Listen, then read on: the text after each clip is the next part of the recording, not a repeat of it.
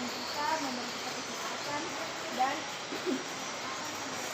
dan pada kesempatan kali ini kita akan membahas tentang sirah nabawiyah, yaitu sejarah hidup Nabi Muhammad SAW yang penuh dengan hikmah dan pelajaran berharga.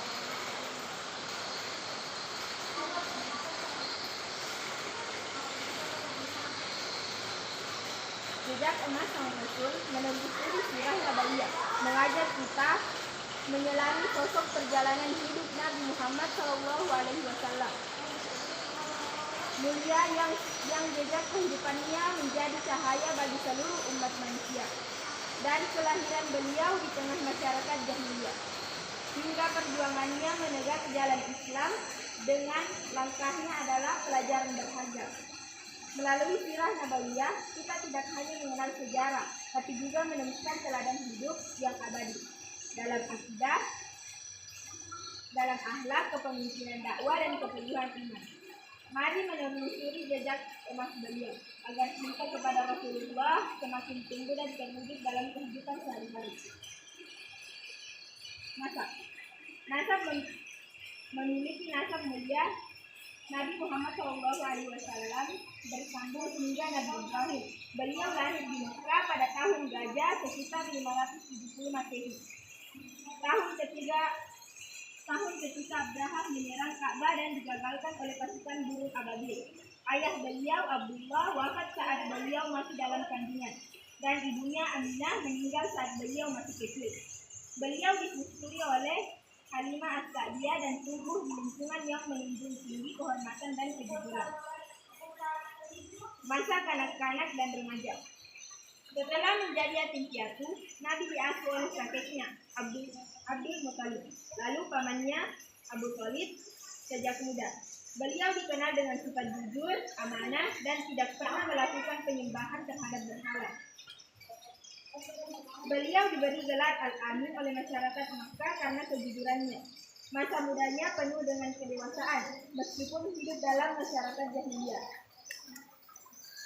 Pernikahan dan kehidupan sebelum kenabian. Nabi Muhammad SAW pada usia 25 tahun menikah dengan Khadijah binti Khuwailid, dengan seorang wanita bangsawan dan pengusaha kaya yang mempercayai integritas beliau. Selama pernikahan, Nabi hidup dengan tenang dan menjauh dari kerusakan masyarakat. Beliau banyak merenung dan menyendiri, terutama di Gua Hira, yang menjadi tempat awal turunnya wahyu dan dakwah sirriyah. Wahyu pertama turun ketika Nabi berusia 40 tahun melalui malaikat Jibril dengan ayat pertama dari surah Al-Alaq. Ini menandai dimulainya kenabian. 3 tahun pertama, dakwah dilakukan secara sembunyi-sembunyi untuk menghindari pertentangan keras dalam masyarakat.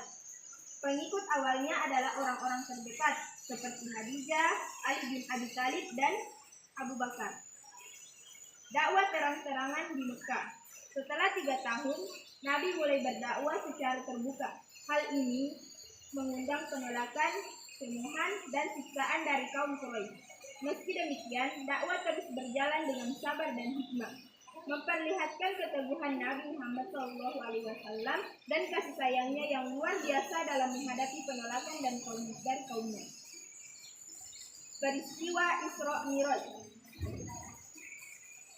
Setelah dua orang pendukung terbesarnya wafat, Khadijah dan Abu Thalib, Allah menghibur Nabi dengan Isra Mi'raj, yaitu perjalanan malam dari Masjidil Haram ke Masjidil Aqsa dan naik ke langit. Di sana Nabi menerima perintah salat 5 waktu yang menjadi ibadah utama umat Islam. Peristiwa ini menguatkan iman para sahabat dan menunjukkan kemuliaan Rasulullah. Poin selanjutnya yaitu hijrah ke Madinah. Dakwah di Mekah semakin sulit. Allah memberi jalan keluar dengan Bait Aqabah bersama kaum Ansar dari Madinah. Setelah itu Nabi diperintahkan hijrah ke Madinah bersama para sahabat, dimulai dengan Abu Bakar. Hijrah ini menjadi tonggak sejarah besar umat Islam dan menjadi awal kalender Hijriah. Poin selanjutnya yaitu kehidupan di Madinah.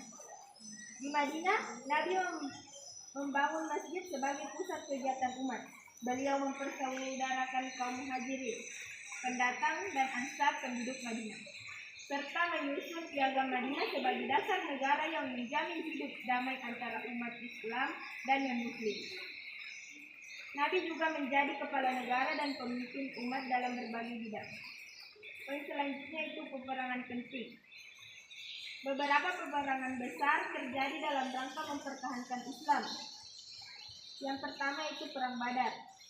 Umat Islam menang meski jumlahnya sedikit. Yang kedua yaitu Perang Uhud. Kekalahan karena sebagian pasukan melanggar perintah. Yang ketiga yaitu Perang Hadab. Musuh gagal menembus pertahanan umat Islam. Perjanjian Hudaybiyah menandai strategi damai yang membuka pintu dakwah lebih luas. Poin selanjutnya itu Fatu Makkah. Tahun ke-8 Hijriah, Makkah ditaklukkan tanpa perlawanan. Nabi menghancurkan berhala di sekitar Ka'bah dan memaafkan musuh-musuhnya. Setelah itu, delegasi dari berbagai suku Arab datang masuk Islam.